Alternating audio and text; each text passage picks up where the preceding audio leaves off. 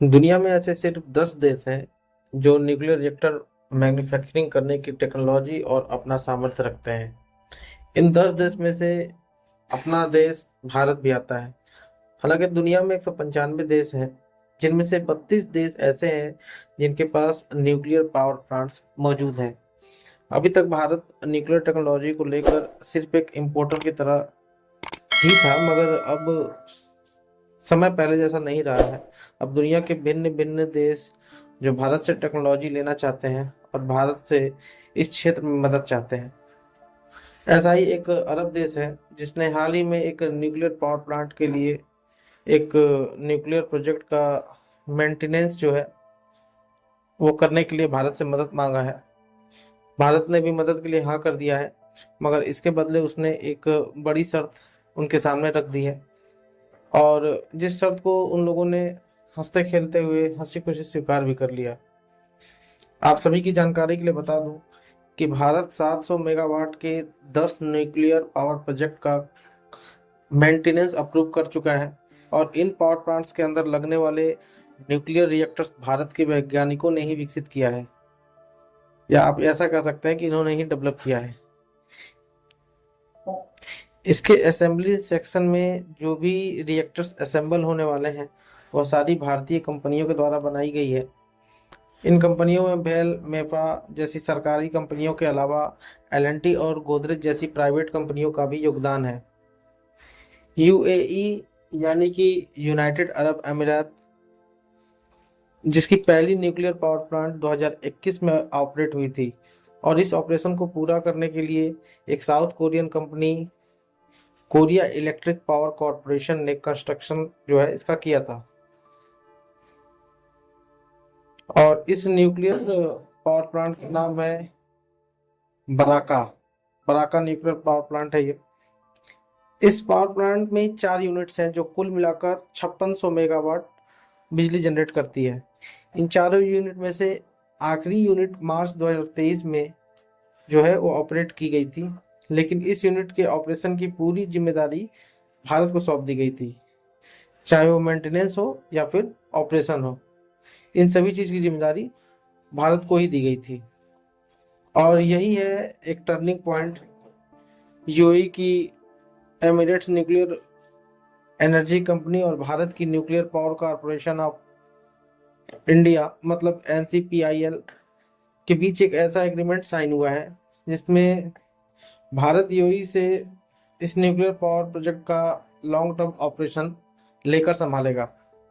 अब यहाँ पर सोचने वाली बात यह है कि कोई भी एक देश जो अपने इस तरह के प्रोजेक्ट, जो भी इस तरह के सेंसिटिव प्रोजेक्ट होते हैं, संवेदनशील प्रोजेक्ट होते हैं, उसका जो एक्सेस होता है वो अपने अगल बगल के या मित्र देशों को भी नहीं देता है। लेकिन यूएई ने भारत को यह एक्सेस देने का सोचा है, एक्सेस या देने जा रहा है।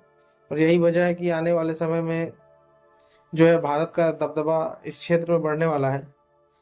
भारत की सहायता बहुत सारे देश अपने न्यूक्लियर प्रोजेक्ट्स के लिए हो सकता है आने वाले समय में करेंगे। बेशक भारत ने अभी सिर्फ मेंटेनेंस के लिए न्यूक्लियर पावर प्लांट के कॉन्ट्रैक्ट को लिया हो, लेकिन आगे आने वाले समय में भारत न्यूक्लियर पावर प्लांट के कंस्ट्रक्शन में भी इन्वॉल्व हो सकता है। हालांकि मेंटेनेंस सिस्टम में बहुत सारी चीज़ है जिनको असेंबल किया जाता है, रिप्लेसमेंट होता है, न्यू पार्ट्स असेंबल होते हैं। आपको जैसे उदाहरण के लिए बता दूं कि कूलिंग सिस्टम हुआ, steam generator, turbine, steam pipe इत्यादि, इस तरह की चीज़ें जो है वो असेंबल होते हैं, जो भारत की ही कंपनियों के द्वारा बनाया जाता है या बनाया जाएगा।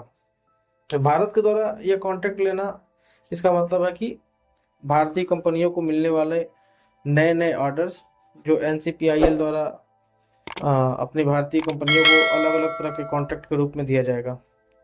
हो सकता है कि यूएई आने वाले समय में अपना दूसरा न्यूक्लियर पावर प्लांट का जो कॉन्ट्रैक्ट है वो भी बहुत जल्दी निकालने वाला है।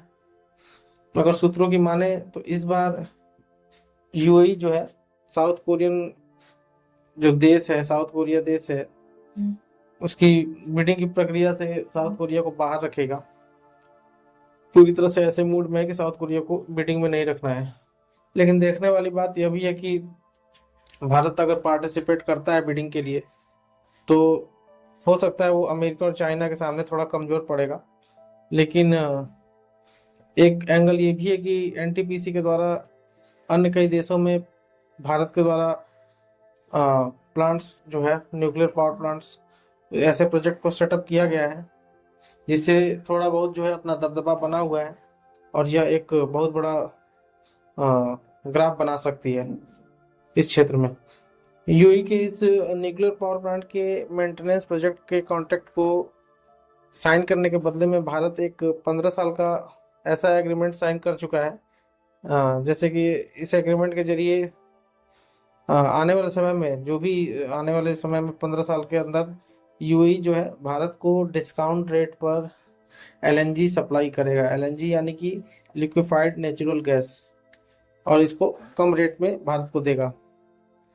और भारत के इस प्रस्ताव को यूएई ने एक्सेप्ट भी कर लिया है। लेकिन सोचने वाली बात यह है कि भारत ने एलएनजी का ही प्रस्ताव क्यों रखा है, क्योंकि भारत कई सारे एनर्जी सोर्सेस के ऊपर काम कर रहा है। भारत में पैदा होने वाले कुल बिजली के सिर्फ 2% भाग को ही एलएनजी के माध्यम से बनाया जाता है, जिससे 2050 तक भारत का यह टारगेट है कि इसको 15% तक, यानी 15% तक और बढ़ाया जाए। ऐसा इसलिए किया जा रहा है क्योंकि कोयले के मुकाबले एलएनजी को अगर देखा जाए तो कोयले के मुकाबले में 40% कार्बन डाइऑक्साइड कम रिलीज करता है। इसके अलावा एलएनजी को पाइपलाइन के द्वारा भी ऑपरेट किया जा सकता है और लंबे समय तक इसका उपयोग किया जा सकता है। वैसे देखा जाए तो कार्बन डाइऑक्साइड या कार्बन फुटप्रिंट को कम करने के लिए सबसे सस्ता उपाय एलएनजी ही है। फिलहाल भारत के पास 1,372,000 क्यूबिक मीटर एक अच्छे खासे क्वांटिटी में एलएनजी का रिजर्व मौजूद है। लेकिन एक खास रिपोर्ट के मुताबिक भारत के पास इतना ज़्यादा एलएनजी का अभी स्टॉक है, अपने पास इतना ज़्यादा रिजर्व है, जिससे आने वाले 50 वर्षों का जो भी ज़रूरत है अपने भारत का, वो पूरा किया जा सकता है। अभी देखा जाए तो भारत के हाथ में मिडिल ईस्ट रीजन में एक सोने की चिड़िया, या आप कह सकते हैं गोल्डन चांस जो है वो हाथ में लगा हुआ है। और भारत के सामने एक ऐसा अवसर है, एक ऐसा मौका है कि अपने टेक्नोलॉजी और अपने लोगों की काबिलियत को विश्व पटल पर दिखा सके और अपना दबदबा कायम कर सके। अगर आप सभी को यह खबर अच्छी लगी तो कृपया करके हमारे कमेंट बॉक्स में जरूर जय हिंद लिखें, और सिर्फ 1 मिनट का, शायद 1 मिनट भी ना लगे, उससे भी कम समय को निकाल कर हमारे चैनल को सब्सक्राइब जरूर कर दीजिए, ताकि ऐसे ही और इन्फॉर्मेटिव वीडियो हम आप सभी के लिए लाते रहें। मिलते हैं अगली वीडियो में, तब तक के लिए नमस्कार, धन्यवाद।